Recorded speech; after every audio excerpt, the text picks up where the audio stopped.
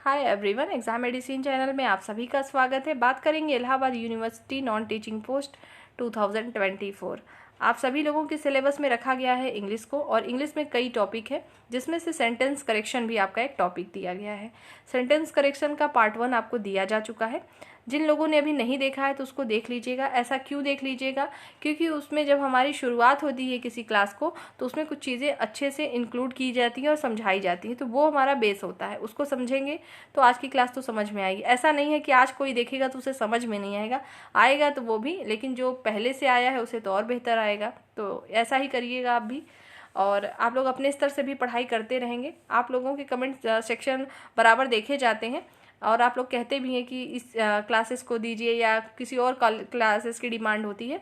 तो समय का अभाव अगर ना होता तो आपको शायद क्लासेस और भी दी जाती, पर वो कोशिश रहेगी कि आपके एग्ज़ाम तक आपको काफ़ी चीज़ें मैं दे सकूं।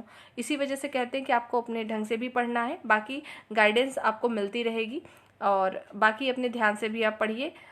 और जो टॉपिक आपको दिए गए हैं सिलेबस में, पहले उसको कंप्लीट आपको करना है, उसके बाद जो एक्स्ट्रा टाइम है उसको पढ़ना है।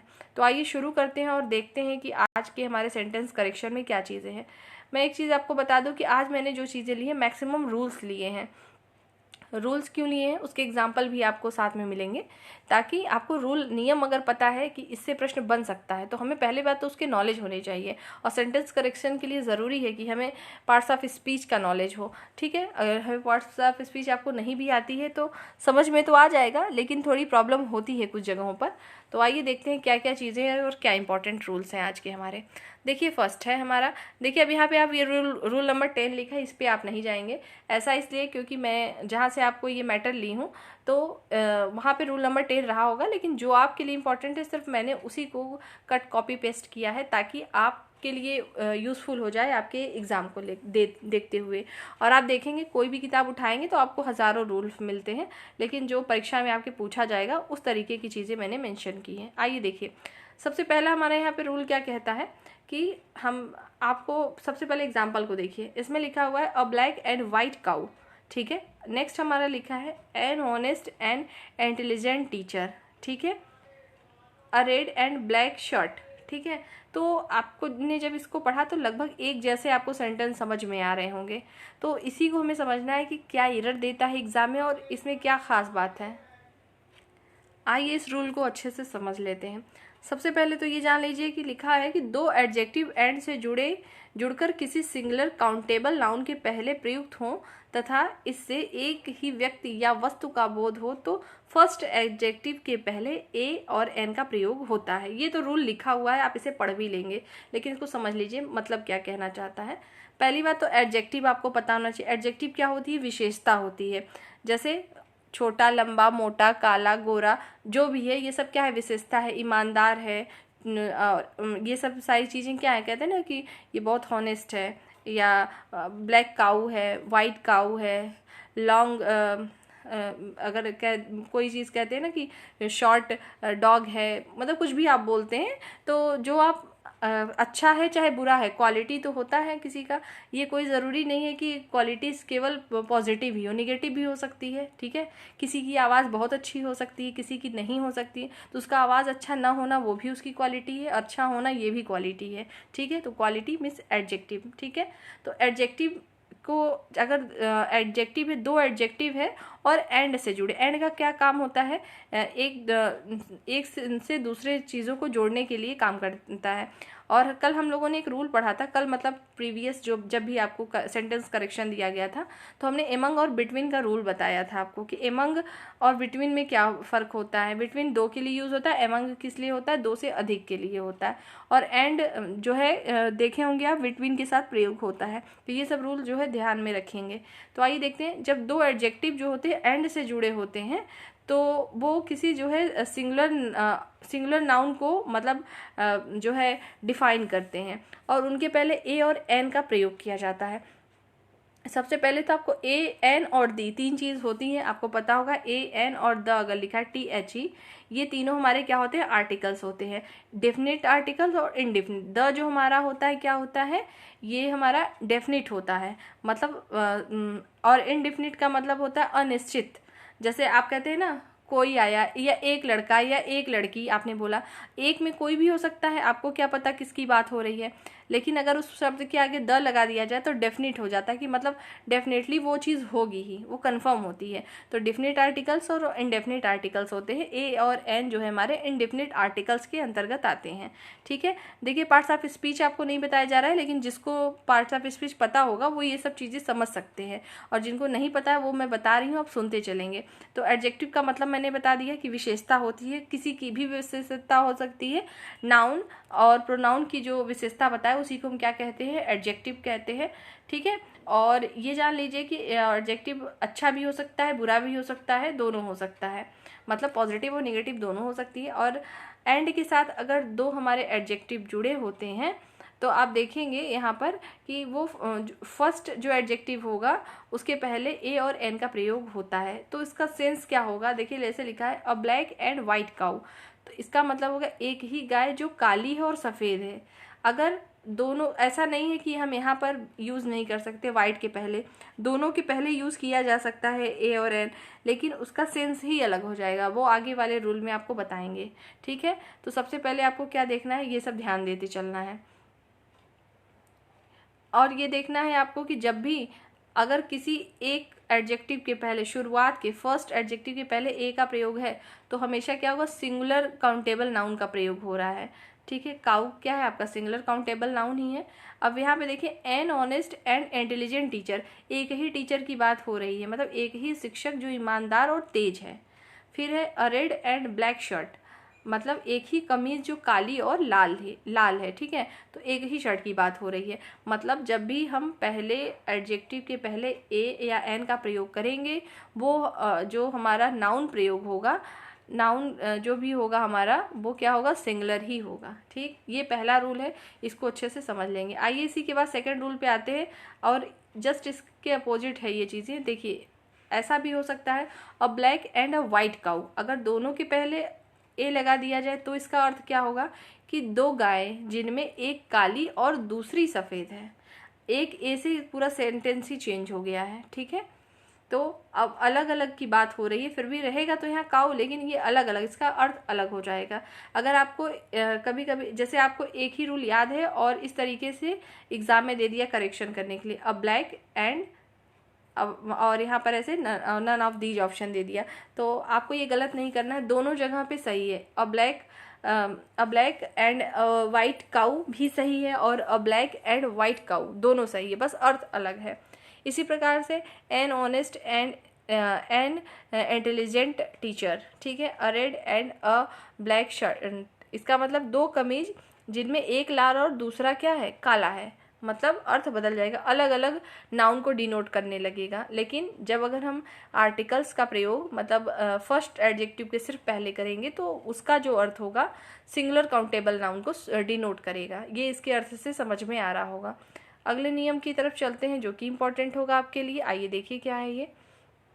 देखिएगा ए एन का प्रयोग जो है काउंटिंग एक्सप्रेशन वर्ड या यूनिट्स के पहले करते हैं। जैसे आप कुछ लेने जाते हैं तो कहते हैं ना, जैसे अ डज़न, वही आप लोग जो बोलते हैं केले लेते हैं ना, डज़न में लेते हैं, और हिंदी में दर्जन बोलते हैं, वही चीज़ है ये।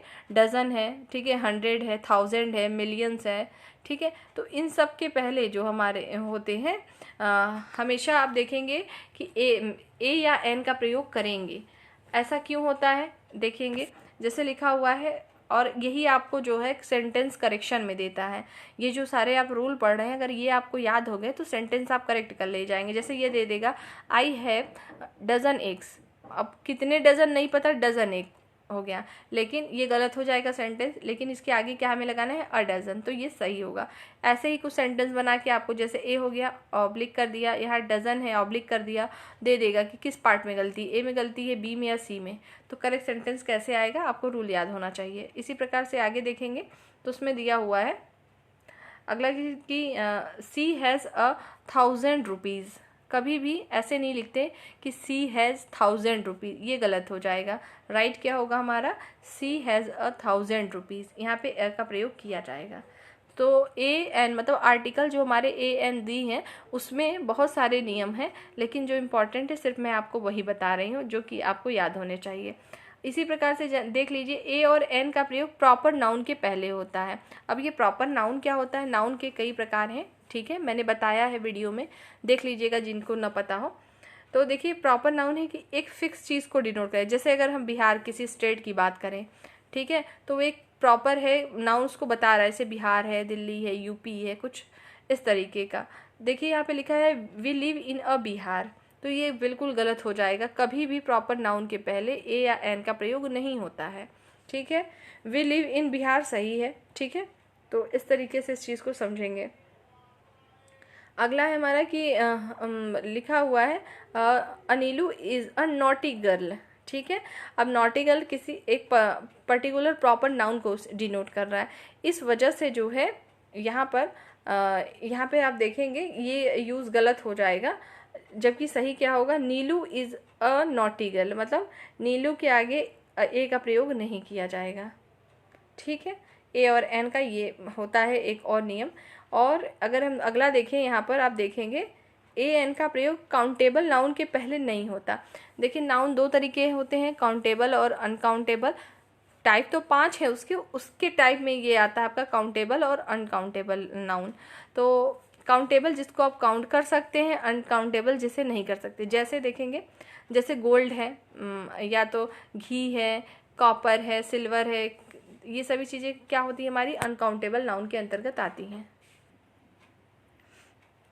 तो ये बात आपको समझ में आ गई होगी, काउंटेबल क्या होता है, अनकाउंटेबल। जैसे अब काउंट जिस चीज़ को आप कर पाएँ, अब जैसे मान लीजिए पानी है, गोल्ड है, ये सबको क्या आप काउंट कर सकते हैं, तो नहीं कर सकते हैं। तो वही चीज़ है कि ए और एन का प्रयोग अनकाउंटेबल नाउन के पहले नहीं किया जाएगा, ठीक है। अनकाउंटेबल नाउन के पहले क्या करेंगे, नहीं करेंगे। जैसे देखेंगे, जैसे अ गोल्ड अगर कहीं लिखा है तो वो गलत हो जाएगा।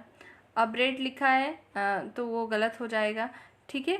सॉरी, हाँ, यहाँ पर देखेंगे कि अब रेड है आपका, तो ये गलत हो जाएगा। उसकी प्रकार से देखिए वाटर है, सिल्वर है, कॉपर है, मतलब आप इतना आपको याद करने की ज़रूरत नहीं, बस इतना जान लीजिए। आप खुद से सोचिएगा ऐसी क्या चीज़ है जिसको आप काउंट नहीं कर सकते, ठीक है। अब जैसे यहाँ पे सिल्वर है, कॉपर है, बटर है, मक्खन है, तो क्या उसको कर सकते हैं, नाप तोल सकते हैं, घी हो सकता है इसकी जगह पर। तो ये सारी चीज़ें हमारी क्या होती हैं, अनकाउंटेबल नाउन होती है। अब कुछ चीज़ें ऐसी होंगी आप सोचेंगे मैं गिन तो सकता ही हूँ, लेकिन जो चीज़ें हमारी संभव ना हो उसकी बात हो रही है, ठीक है। अब बटर का मतलब ये नहीं कि पैकेट में आता है हमने पैकेट को काउंट कर लिया, उसकी बात नहीं हो रही है, पूरे बटर की बात हो रही है, ठीक। तो ये दो रूल्स थे, इसको ध्यान रखिएगा। आइए आगे बढ़ते हैं, और क्या इंपॉर्टेंट है। अगला हमारा है ए एन का प्रयोग जो है डिस्ट्रीब्यूटिव एडजेक्टिव के बाद नहीं होता है, मतलब डिस्ट्रीब्यूटिव एडजेक्टिव के बाद नाउन्स के पहले नहीं होगा। देखिए जो डिस्ट्रीब्यूटिव एडजेक्टिव है, जैसे ईच है, एवरी है, आइदर है, नाइदर है, मतलब इधर और नीदर है, ये सभी हमारे डिस्ट्रीब्यूटिव प्रोनाउन भी होते हैं। और डिस्ट्रीब्यूटिव प्रोनाउन और डिस्ट्रीब्यूटिव एडजेक्टिव दोनों में क्या डिफरेंस है बताया गया है, उसको पढ़ लेंगे अगर आप वीडियो, तो आपको समझ में आ जाएगा। देखेंगे, जैसे देखिए लिखा है एवरी अ गर्ल, तो ये गलत है।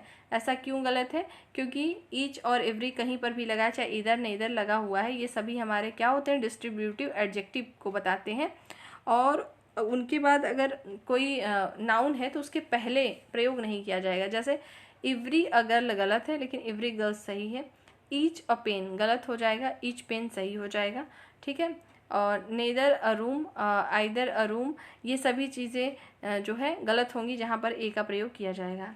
आगे बढ़ते हैं, आगे देखिए अब क्या इंपॉर्टेंट है। देखिएगा, यदि दो सिंगुलर नाउन एंड से जुड़े हों तथा फर्स्ट सिंगुलर के पहले आर्टिकल या possessive adjective my, our, your, आए अगर प्रयोग होता है, तो इससे सेम पर्सन अर्थात एक ही व्यक्ति का बोध होता है। अतः इसके बाद जो है सिंगुलर वर्ब का प्रयोग होगा। ये सब जो लिखा है वो तो आप कहीं भी पढ़ सकते हैं, इसको मेन समझते हैं एग्जाम्पल से क्या कहना चाहता है। देखिएगा, सबसे पहले तो आपको पता होना चाहिए आर्टिकल, जैसा मैंने बताया ए एन और द जो हमारे आर्टिकल होते हैं। पोजेसिव क्या होता है, जो कि पोजेशन बताए, अधिकार बताए, जैसे my pen, your pen, our pen, कहते हैं ना, मतलब मेरा पेन है, तुम्हारा पेन है, हम सबका पेन है, मतलब इस तरीके की चीज़ें जो बोली जाती हैं जिसमें अधिकार व्यक्त हो, वो हमारे पॉजिटिव होते हैं, पोजेशन दिखाते हैं। और एडजेक्टिव का अगर आप पढ़ लेंगे वीडियो मैंने अपलोड किया है या कहीं से भी, तो आपको समझ में आ जाएगा। इसीलिए कहा जाता है सेंटेंस करेक्शन एक ऐसा टॉपिक है जिसमें सभी पार्ट्स ऑफ स्पीच की नॉलेज थोड़ी थोड़ी होनी चाहिए।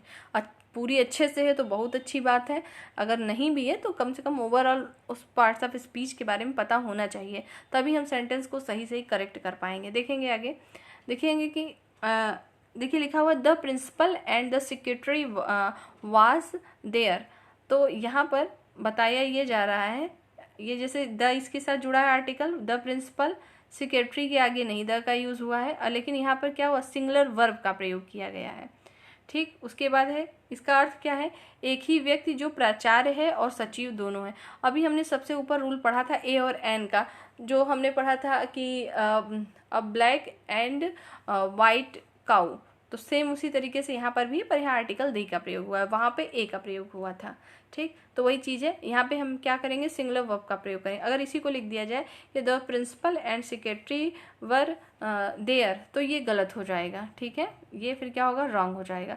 अगर यहाँ पर भी द लगा दें हम सेक्रेटरी के पहले, तो यहाँ पे वर सही हो जाएगा, वेयर जो है सही हो जाएगा, लेकिन चूंकि ये सिंगुलर का सेंस दे रहा है, इस वजह से ये गलत होगा। समझ में आ गया होगा आपको। आगे देखेंगे, यदि दो नाउन एंड से जुड़े हों और फर्स्ट नाउन के पहले ईच और एवरी का प्रयोग हो, या प्रत्येक सिंगुलर नाउन के पहले ईच और एवरी का प्रयोग हो, तो इसे सिंगुलर सब्जेक्ट के रूप में इस्तेमाल किया जाता है, अतः इसके साथ सिंगुलर वर्ब का प्रयोग होगा। जो चीज़ें लिखी आप इसे खुद से भी पढ़ सकते हैं। आइए मैं इसको समझा देती हूँ, ये है क्या इसका मतलब। देखिए, जैसे यहाँ पे लिखा हुआ each pen and pencil is red. ठीक है, अगला है हमारा each pen and each pencil is red. आप देखेंगे, पहली बात तो इस जो है नाउन के पहले लगाया गया ईच का प्रयोग, पेंसिल के पहले नहीं यूज़ है, लेकिन हमारा वर्ब क्या है, सिंगुलर यूज़ हुआ है। फिर नेक्स्ट हमारी जो सेंटेंस लिया गया है एग्जाम्पल में, each pen and each pencil is red, मतलब दोनों कंडीशन में जो है यहाँ पे सिंगुलर वर्ब ही होगा, ईच का प्रयोग अगर किया जा रहा है तो।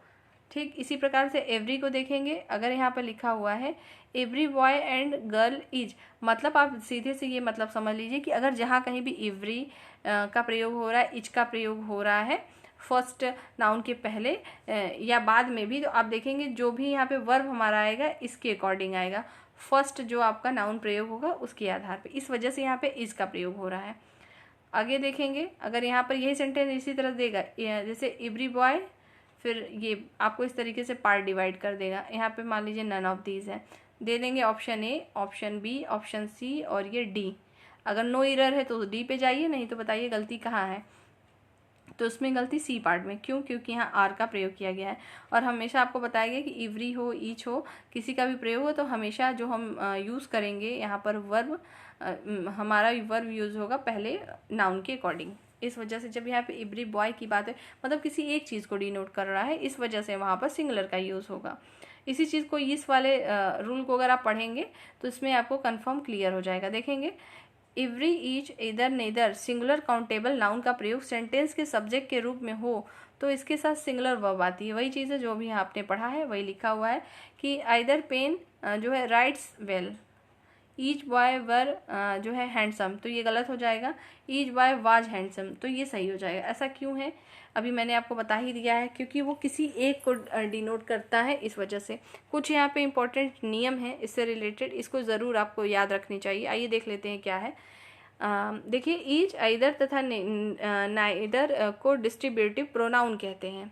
ईच, एवरी, इधर, नीदर का प्रयोग नाउन के पहले हो तो डिस्ट्रीब्यूटिव एडजेक्टिव कहलाएगा।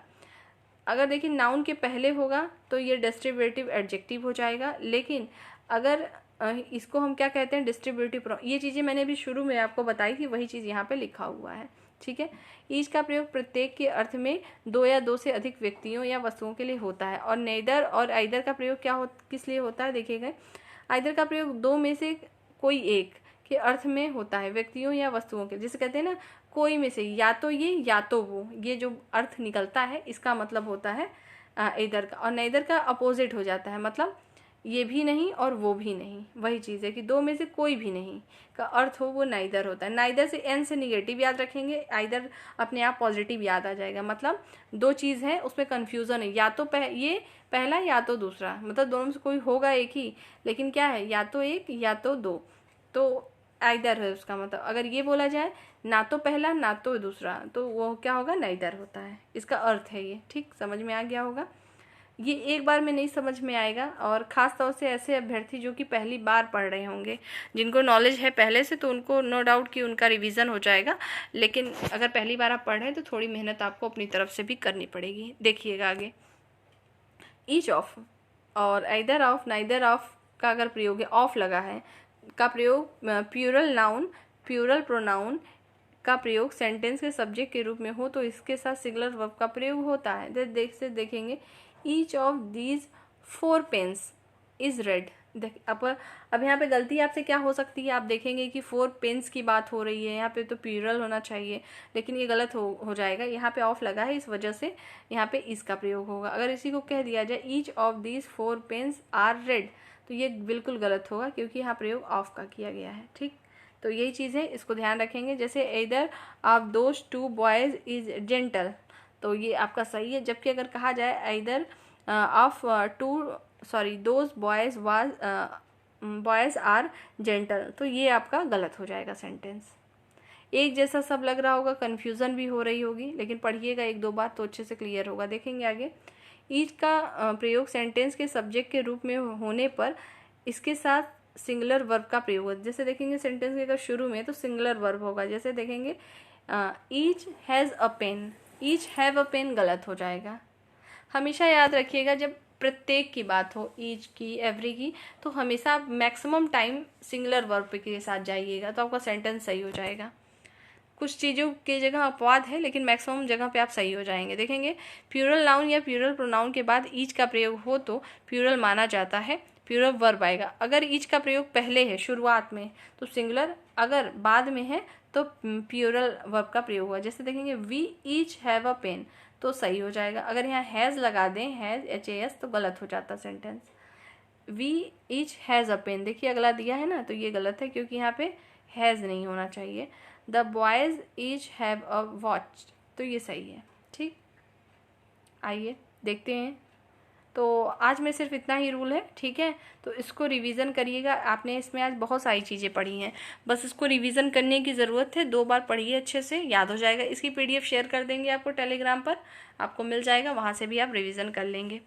नेक्स्ट वीडियो में हम नई टॉपिक के साथ फिर मिलेंगे। ध्यान रखिएगा, पढ़ाई कंटिन्यू करते रहेंगे आप। जय हिंद।